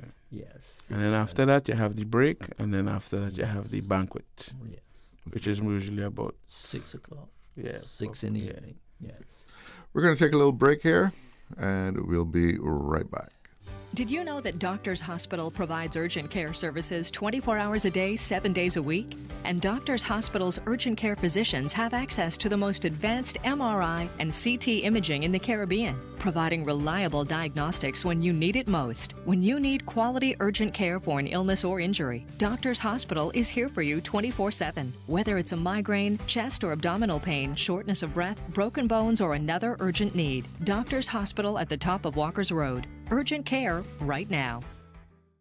Cineco's parametric insurance after hurricanes is now available for motor policies. Fixed automatic payouts cover incidental vehicle expenses like fuel, cleanup, and minor repairs. No claims, no damage required. $200 for comprehensive policies or $100 for third-party policies. Available exclusively through Cineco and included with all new motor insurance policies and upon renewal for current policies. Visit Cineco.ky today. Cineco, keeping Cayman covered.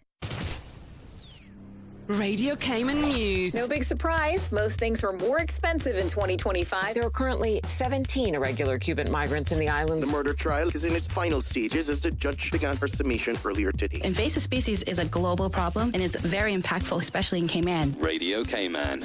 Your voice, your choice for today's biggest news. 7 days a week.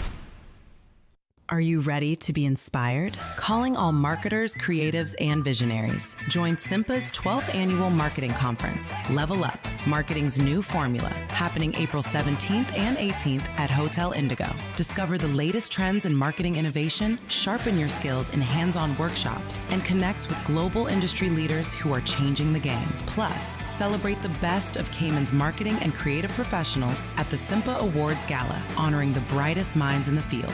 Don't miss out. Secure your tickets now at simpa.ky. Brought to you by the Department of Tourism, Airview Media, DART, Health City, Compass Media, Armada Films, Signs of Paradise, Caribbean Creations, the Department of Communications, and Radio Cayman.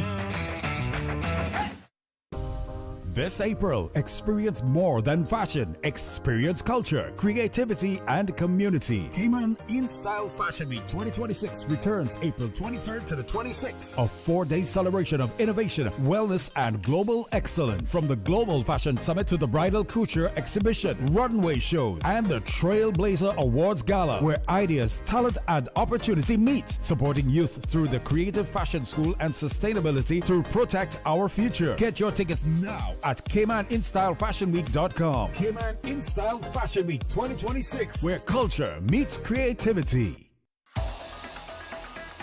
Radio Cayman's Talk Today.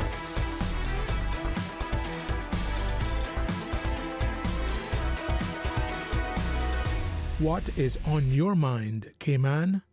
Welcome back, and we're here in the studio with Larry Tibbetts and Michael Pope of Rotary Central, and they're telling us about the Rotary Central Science Fair that's coming up. What's the date once again? It's this Saturday, the 18th of April, at the Arc at Cayman Bay, from 8 till noon. Okay, so students can still register for this? Absolutely, they can still register. Our website for this event is rotarysciencefair.ky. Okay, what is their deadline? I mean, it is not really, because sometimes on the day of the event there can be go shows.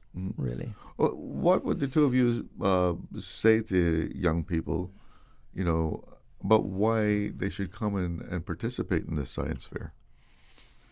If they're interested in the sciences, or science, technology, engineering, or math, definitely this is an event that can spurn their additional curiosity, give them a platform whereby they can share their ideas and establish themselves on that path. Michael, would you like to add to that? I would like to say as well that science fair is like the base of what you want to do. basically. So in terms of if you come out with your project and it's a success and you continue along the terms of a project, it can eventually become a career. As with Miss China, she's working with HSA now. So come out with your sciences, see everybody else projects, just get an idea and knowledge of what the projects looks like, and see how it can better you in the future. Or you may see a project that you may want to join with other persons to do projects and stuff as well. So come out and have some fun, and the simulator will be there for the F1. So if that is something that you may like, if you like cars or racing, you can check it out as well. So it will be a fun-filled event. So that simulator, when you go into it, you are simulating being in a Formula One race? Yes, sir. It's a F1. Yes. Yeah. I'm excited too because I'm going to try the simulator. You want to try it too? Of course. Yeah, well, I'm sure a lot of the people there will, try their hand at it. Yes. See how good they are. Definitely. So, are there prizes for the winners or participants? Yes, there are. Yes, so the first prize is $1,500 cash. Okay, second that prize should be an incentive. Yeah, of course. The second prize is $1,000, and the third prize is $500. Mm-hmm. So this can kickstart your project in a way. I thought, is there any other prizes like tickets or anything like that, or it's just that first, second, and third? For now, I think it's just the first, second, and third. We may come up with some other prizes like. So besides the first, second, and third, most liked, most improved, and stuff like that, and they may get like little gift cards and stuff like that. But I cannot certain at the moment to speak about it. But there should be other little prizes. Yes. So have you seen, over the time that this has been going on, have you seen a change in the projects, from what it was 20 years ago? I don't know if you were there 20 years ago, but... Well, I've been pretty much from just after the inception, and I've seen changes over the years, the enthusiasm, the quality, and everything. I mean, because as we know, a lot of business in the world today is focused around STEM, right? So definitely we've seen a lot of change mainly in the last 10-15 years. Mm-hmm. And about how many people do you usually get participating? So I think the last time, the last year project, I believe, I could be wrong, could be about 90 students.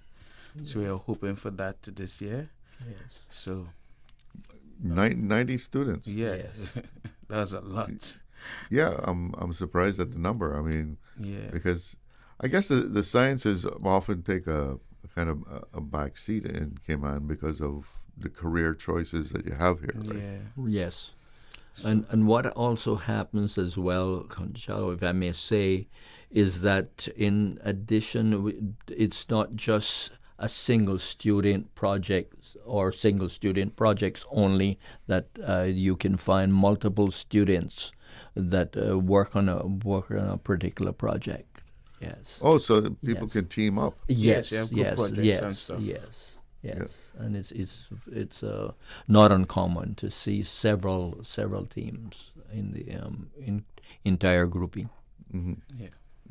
So, I mean, do you have any particular categories or anything that when people register that you say, well, you have to pick a category? Or no, we don't want to restrict the students' mindset and thought process. They're free to think through the whole entire process for themselves and come up with their own projects as they so desire, or as guided by, for example, other professionals such as their science teacher, etc., in the school class in the classroom. So they are free to be as innovative and experimental Absolutely, Yes. absolutely, yes, Yeah. yes, and Just don't blow the place up. That's true. That's true. right. Put the wrong exactly. chemicals in with the Yes, exactly. Right. So it's going to be at the Ark. Ark at Cayman Bay on Saturday morning from 8 o'clock in the morning until 12 noon. Do you usually get a lot of people from the community coming out to take a look at? Yes, we do. Yes, we do. It's very encouraging to see the number of people we get from the community that drop by to not just support this kids, but to also see the projects that they have put forward. So is admission free? Yes, everything is free and no charge whatsoever. There's no charge. So when you come there, I mean, what do the public get to do? I mean, they just walk by the booths, and then they can ask questions of the students to hear what they're, how they put it together, and for you to see exactly what their project is all about. So who judges this? We have, like I said, we have judges that are basically all have science backgrounds, and they definitely provide the necessary professional judging that is necessary for the event. So are they all from our community? Or? Yes, they are. Yes, and we've had one, and I would like to just share that one of our judges that we've had probably from the inception, and we had him over the years on many occasions, is Bill. He works at the Turtle Farm, right? I'm not sure who you're talking right, about. but he's been there, and he is definitely providing. Walt Mustin. Yes. So how many judges altogether that are judges? Usually we have around 24 total, because what happens, we break judges? We break them up into groups, and the projects are judged by more than one group of judge. In other words, it's not just one group judging and go on. They will be judged by another group, so you get that balance as far. So as does one group take the younger kids maybe? No, not necessarily. No? They will judge the same, or a mixed, depending on how they divide up the groupings. All right, it could also be in the categories. Remember, we deal with life science, earth science. Right. So some judges will be here life science. Some judges will be food and food education. Some judges will be on food and earth. health. Yes. And they go around, and they judge based on presentation. They judge based on how they present the projects and stuff like that. There are different categories for judging. Yeah. I don't know offhand, but they have their sheets and they mark off what's good and what's right. Yeah. So the students then they have to more or less kind of defend and demonstrate their project. Yes, they do. Right. So one hypothesis, right? Yeah. What was the hypothesis, for example? And they take the judges through as the judges, and how they came up with the project, what the project seeks to prove, and so the judges can get a fair opportunity to judge them accordingly. Yeah. Michael, you were saying something there? No, I was just going to say, from the inception, once they set up, the judges will walk through, they will present their project, they will say, hi, we're building a passageway to ease up the traffic. Mm-hmm. And then they will have their information to give the judges to show their presentation, and they will also speak on their presentation. So that's how it normally flows into. Oh, so they have to give a verbal. Yes, of course, yeah. description and what their objectives are and so forth. Yes. Absolutely. Yeah. So that actually teaching them presentation, teaching them how to be articulate and teaching them how to be timed. Because if your project's not on time, then they get deducted some points. So it actually grooms them in different aspects of their lives, basically. So when you say on time, that they only have a certain amount of time to make their presentation? They have to reach there on time. With yeah, okay. If they don't reach on time, then all right. If you're now setting up and the judges is passing, then if you're just setting up, you're not going to get a chance to present your case there, right? Yes, right. Yeah. Yes, all right. So we're almost out of time here. So let's make sure everybody knows the registration. Okay. And when and where this is going to be? Okay, the event, to register for the event, and it's still not too late yet, you can visit the website, which is rotarysciencefair.ky. The event will be held on Saturday at the Ark at Camano Bay from 8 until noon. And we invite all to come out and visit, see what these young people has to offer in the area of science, technology, engineering, and maths. Yeah. Larry Tibbetts and Michael Pope of Rotary Central, thank you so much for coming in this afternoon. No problem. Thanks for having us. Thank you. Appreciate it, Shalom. My pleasure. How would you be coming to the science fair? I'll try and make it. Yeah. All right. It's 2:00. Let's see what's making headlines. Radio station. Radio Cayman is the voice of the Cayman Islands.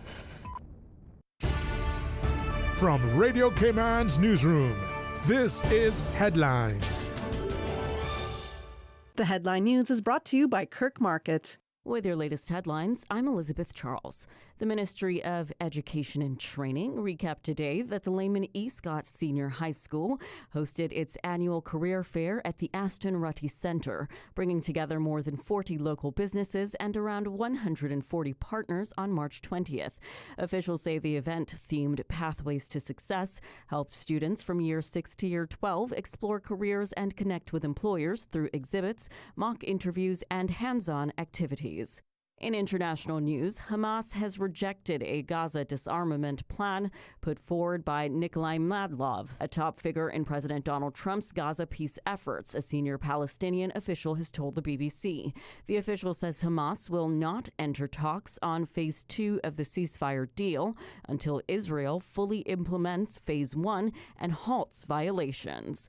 In other news, Canadian Prime Minister Mark Carney says his Liberal Party's new majority will let him push through legislation to help Canada thrive in what he calls a, quote, more divided and dangerous world, end quote, including uncertainty from U.S. President Donald Trump and the war in the Middle East. After winning 3 special elections in Ontario and Quebec, Carney now holds 174 seats in the 343-seat House of Commons. He announced a temporary suspension of the federal fuel tax, saying the move will reduce regular gasoline bills by 10 cents per liter and diesel by 4 cents. Those are the latest headlines. I'm Elizabeth Charles. www.radiocayman.gov.ky. Check out our social media pages: Facebook, YouTube, X, formerly Twitter, Radio Cayman Headline News.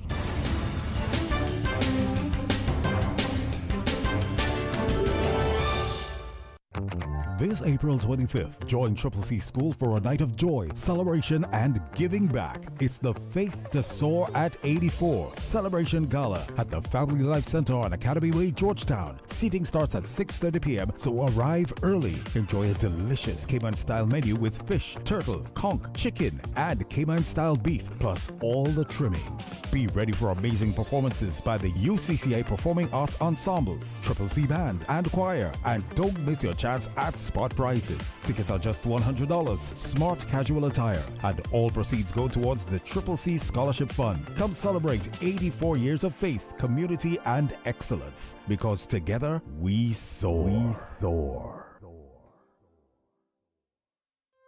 Looking for fresh, healthy food that's full of flavor? Then you've got to visit Kirk Market. Our dishes are made with fresh, high-quality ingredients. Enjoy vibrant mixed greens or satisfying pasta salads. Or try one of our delicious grill options like blackened chicken, spicy beef steak, or grilled salmon. Looking for something light and flavorful? We've got sushi rolls and poke bowls prepared daily. And don't forget to explore a hot bar or Billy Fresh salad at the salad bar. Stop by Kirk Market today for breakfast, lunch, or dinner and taste the difference. Eat well, live well with Kirk Market.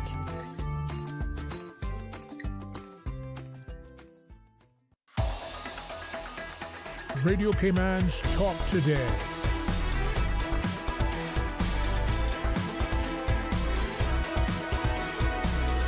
What is on your mind, Cayman?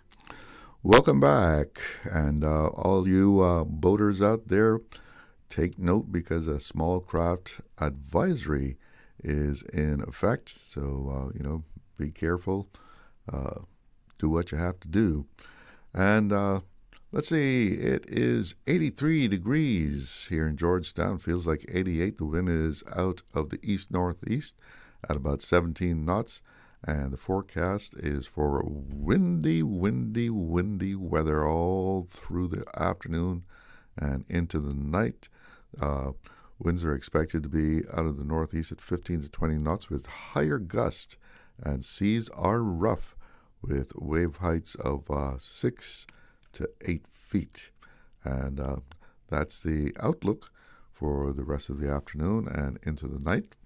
And coming down the home stretch here of this show, we got about 25 minutes or so left in the show. So you want to get something off your chest, you want to express yourself, well then pick up the phone and give me a call. We have someone on the line right now.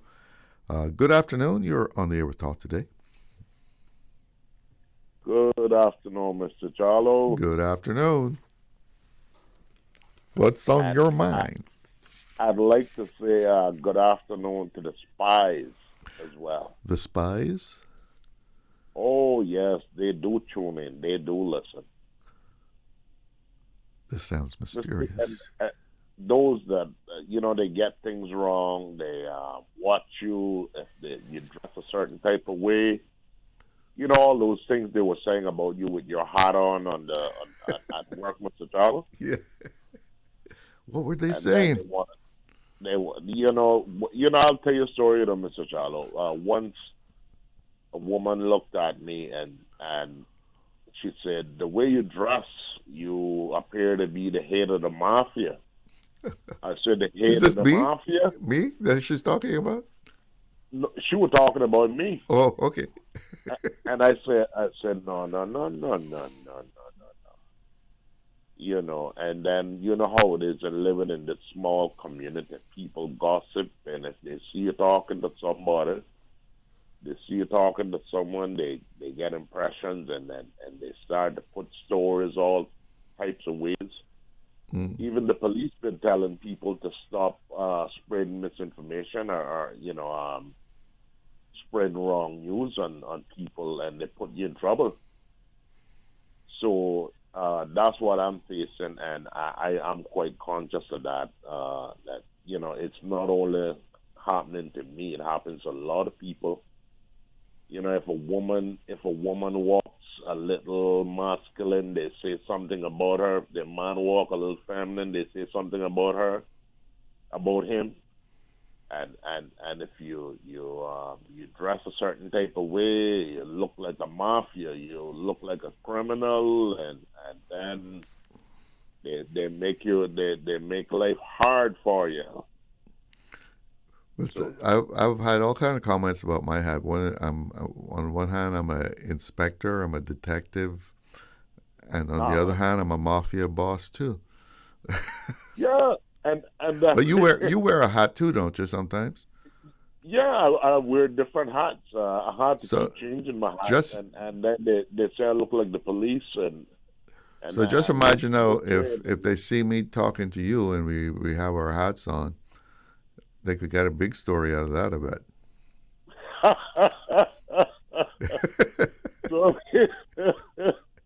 So I got right? Like when I meet you. you up downtown and we have a few words, right? They probably think we're planning a conspiracy. I got military hats too, Mr. Yeah. Charlo. So this American guy, he said to me, he put his hand by his chest, and he said, "Thank you for your service." Oh, really? I said, well, what? And then I figured it out. He thought I was American. A veteran? Soldier. Yeah, and then some people they confronted me, thought I was a Jamaican soldier. JDF. Jamaican police. Thought I was a Jamaican police. I mean, people just get things wrong, Mr. Charlo. I mean, that's terrible, man. Assumptions, right? Yeah, so we got to be careful. I mean, people got to be careful, man. And then you can get into trouble, too. They put things the wrong way. Yeah. So that's what living in this small island, this island community, and that's what it offers. Well, I don't know about other larger countries because you can move around and stuff like that. But and people don't care. Yeah. Well, as long as you're doing what it makes you feel good and be upstanding. As long as you're not, doing anything bad, I guess they can talk all they want, right? Right. The thing is, Mr. Charlo, I'm an artist and I give impressions. Uh-huh. I can give a lot of different types of impressions. I can do it through poetry. I can do it through physical, the way that I dress. I can do it through art. I can do it through singing. I give different impressions. I got reggae music on the radio. I got American style music. I got hip hop, R&B, dance hall. So that's the impressions I give people. And they talk about you, but I don't know, maybe they're trying to say that I'm relevant or something. All right, my friend, my poet laureate. You take care, yeah? Okay, sir. All right. And keep wearing your hat. Yes, I'll try to get some more. Okay. All right. Okay, sir. Yeah, well, you just let them talk. Let's see, we got a WhatsApp message here. This is, correction. Good day, Mr. Glidden. I am quite sure the turtle crawl, I have the T-shirt as proof. It has a longer history than 6 years. I don't think did they say 6 years? I think there might have been a misunderstanding there. I have ran many turtle crawls under the management of the late coach Jerry Harper.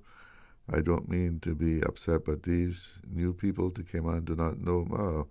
I don't think, I don't know. Did they give the impression it was just 6 years? And as Caymanian, this is where we need to step in to correct them. And this 5K run should be done in his memory, at least a mention. Thank you. Jerry Harper. Yeah, well, I know Jerry was involved, in coaching a lot of young people in Cayman back in the day.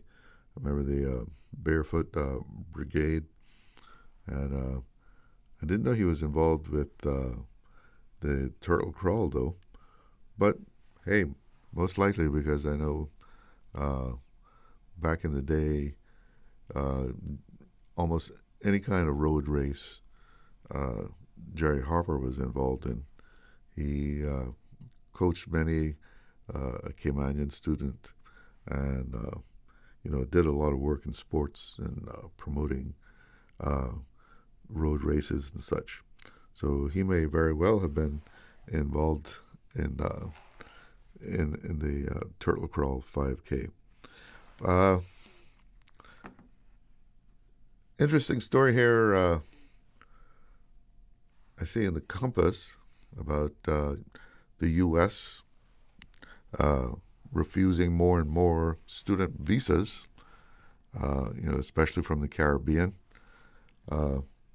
Thankfully, Cayman student visas don't seem to be, affected that much. That's something we can always be, thankful for, and a lot of that is because of, who we are, right, and the kind of place that we live in and where we're coming from. That we don't have a lot of the restrictions as far as travel that other places may get, but the Trump administration, is tightening up on who they grant student visas for, and it's all under the guise, the banner of national security, and let's see some other things. National security, the whole immigration crackdown, and they're taking a closer look at everybody's social media profile to see what you've been doing online. So I guess if you had any kind of anti-U.S. or pro-Palestinian comments on social media, or join groups that are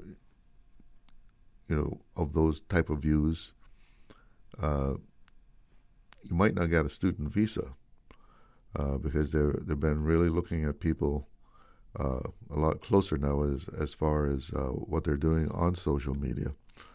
And also, in taking a closer look at this, some Caribbean countries, have this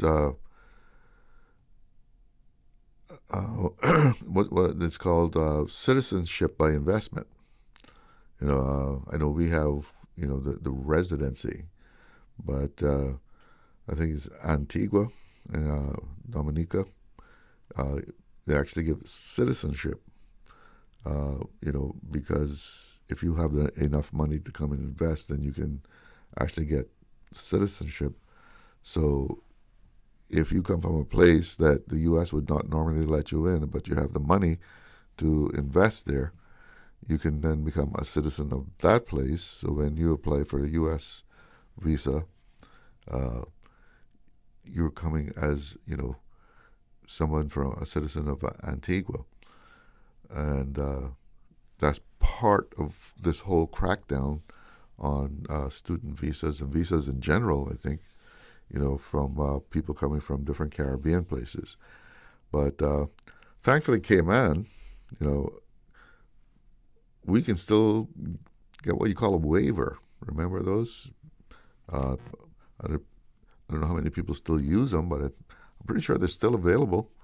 This is not, I'm not talking about the ESTA thing, but this is, a waiver to travel into the U.S. directly from Cayman. It's usually a one-time thing, but not too many places have that. And I mean, if you ever travel into Miami, even Tampa, but mostly Miami, in my experience, they see a Cayman passport, they're not going to look too hard at you. As a matter of fact, I remember, excuse me, years and years ago, there was a guy working Miami International Airport, an immigration officer, an old guy, old skinny guy, and man, when you flashed that Cayman passport, he was like, long lost friend. Oh, Cayman Islands. Well, he said Cayman. He said Cayman. He said, how's everything in Cayman? Yeah, okay. That's my favorite place to go. And hey, touch up, you gone. If you were from Cayman, he was, your friend. Go right through. Welcome to the U.S. And I mean, a lot of those immigration officers, not so. I don't know about today, because actually it's been a long time that I have not gone through Miami International. But, maybe they look a little closer these days because it's a whole different world, especially during the last 2 years. But Cayman has always, been able to have a kind of special place as far as U.S. immigration is concerned. They don't expect anyone to give them any trouble coming out of Cayman. We've got to take a little break. Be right back. Accidents and illnesses can strike without warning. Ouch! When it comes to urgent care, every second counts. At Doctors Hospital, we have a dedicated team of experienced doctors and nursing staff available to you 24 hours a day, 7 days a week. Don't waste time in an overcrowded emergency room when you need urgent care. Whether it's a broken bone, a severe infection, or a sudden illness, trust in Doctors Hospital's unwavering dedication to providing the best immediate care. For complete urgent care when you need it the most, choose Doctors Hospital, located in Georgetown, 16 Middle Road. Freedom, Cayman Brack. Freedom, Little Cayman. Soft breezes, blue waters, no traffic. Unwind and rejuvenate your mind, body, and soul. Sister Island Staycations, a taste of freedom. Discover all that our sister islands have to offer. Are you ready to be inspired? Calling all marketers, creatives, and visionaries. Join SIMPA's 12th annual marketing conference, Level Up, Marketing's New Formula, happening April 17th and 18th at Hotel Indigo. Discover the latest trends in marketing innovation, sharpen your skills in hands-on workshops, and connect with global industry leaders who are changing the game. Plus, celebrate the best of Cayman's marketing and creative professionals at the SIMPA Awards Gala, honoring the brightest minds in the field. Don't miss out. Secure your tickets now at simpa.ky. Brought to you by the Department of Tourism, Airview Media, DART, Health City, Compass Media, Armada Films, Signs of Paradise, Caribbean Creations, the Department of Communications, and Radio Cayman. Hi, I'm Tommy from TCE Paint Shop, a longtime listener and customer of Radio Cayman. I have treasured memories of distinct voices of former members of staff of Radio Cayman, which include Ken Smith, Doran Miller, Lomax Rankin, Joyanne Rollins, Tessa Bodden, Alton Ebines, Edith Bush, Paulette Connolly, Norma McField, and the voice of Radio Cayman, Mr. Loxley Banks. Happy anniversary, Radio Cayman, and thank you for 50 years of service to our island. You are a child of the universe.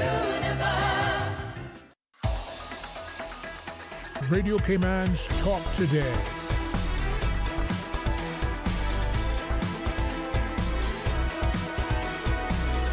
What is on your mind, Cayman?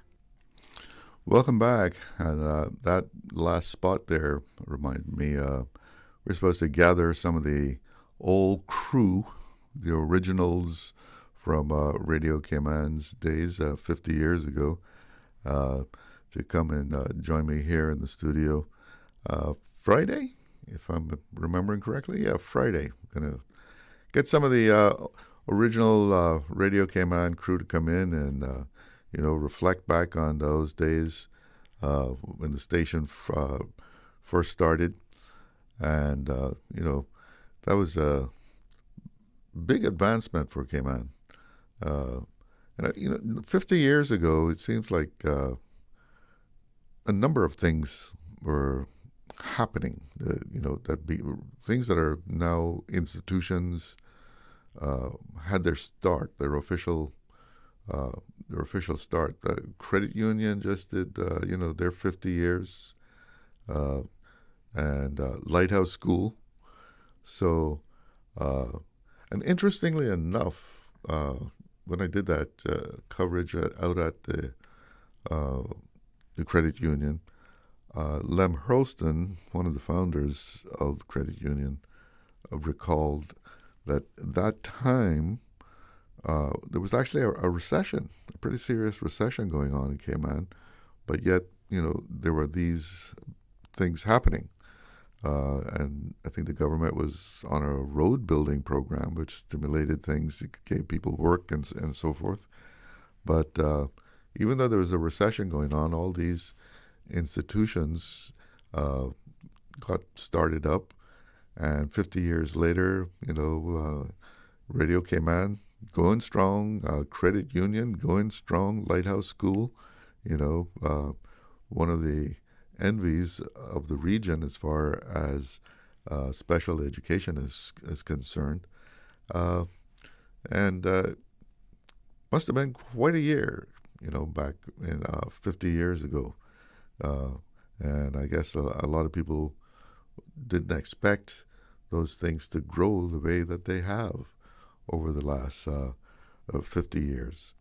And you might recall that the Cayman Islands government is now seeking consultants to design a modern, sustainable public transport system.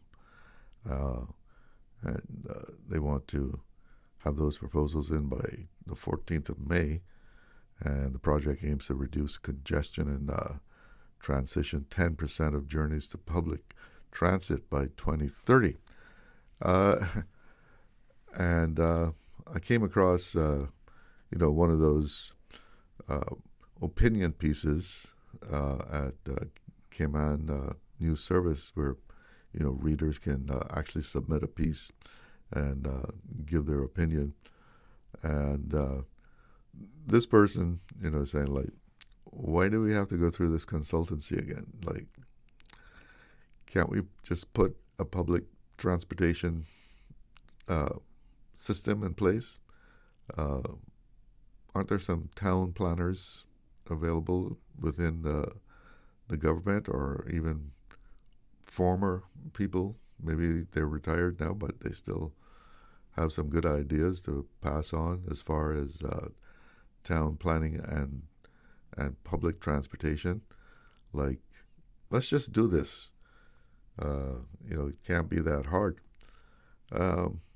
When, as much as it's been talked about, you have to kind of say, yeah,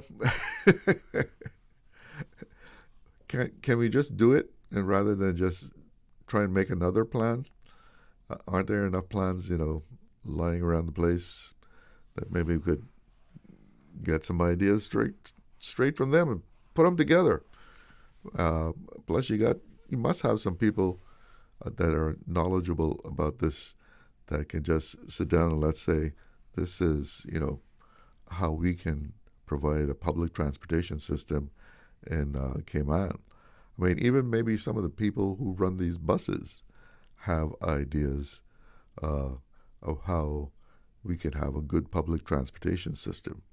Of course, the whole thing is, are we going to let it stay where you have all these independent operators, or are they now going to have to come under some kind of grouping? Maybe they're going to have to work for a public transportation authority, where the buses arrive on time, they keep their routes. If you're running a certain route, that's the route that you operate on, and that you complete your route late at night. Someone, going to the north side, catches a bus, in Prospect or something, the bus is supposed to go to the north side, that bus is going to run all the way to north side, even if it's just that one person on board. Because, we've heard the stories, if one person on board and the operator says, well, I'm going to stop here in Bodden Town. I'm not going any further. So if you want to get to north side, get out there and put the thumb out. Because, a real public transportation system is going to complete the route, whether, it's just one person that they're taking to north side or, a bus full, right? There's a commitment there. And person, when they're going to take the public transportation, they have to be able to depend that bus is going to take them where the bus is supposed to go. Can't be just because it's 11 o'clock at night. There's only one passenger, and the operator lives somewhere along the route, and says, "Well, hey, I ain't going to Northside just to drop off one person. Not worth it for me." That's not public transportation. And we've heard the stories about. I remember one caller saying that he's seen bus drivers, failing to stop for people who are elderly because they're going to have to probably help them get into the bus. Maybe they have a walking stick or something, so they see that, they're not, jumping Jack Sprat there that can just jump up and get in the bus. They may need some assistance, so the bus driver keeps on going. No, a real public transportation system isn't going to do that. So let's get it going let's get a real public transportation system going. Well, I'm coming down to the end of the line here. Thank you for tuning in. Hope you got some information and, maybe a little bit of knowledge along the way this afternoon. But have a good afternoon. Enjoy yourself. Take care. I'm Charles Glidden. One love. Talk Today is brought to you by the Ministry of District Administration. Explore your history. Explore your land. Explore your sister islands. And Doctors Hospital. Peace of mind is important when life happens. Doctors Hospital. Always there for you. Call 949-6066.